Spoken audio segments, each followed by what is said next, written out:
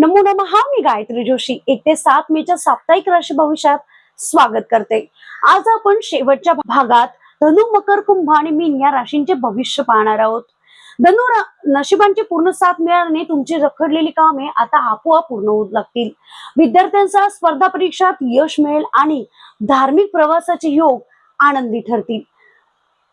गुरुवारी अंघोळीच्या पाण्यात थोडं केशर टाकून अंघोळ करा, भाग्योदय होईल.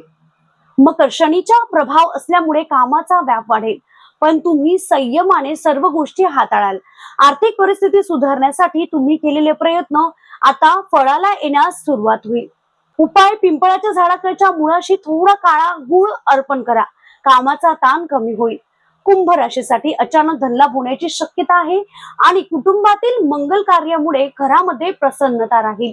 जुन्या मित्रांच्या भेटीमुळे मनाला आनंद मिळेल आणि नवीन प्रोजेक्ट्स वर काम सुरू होईल.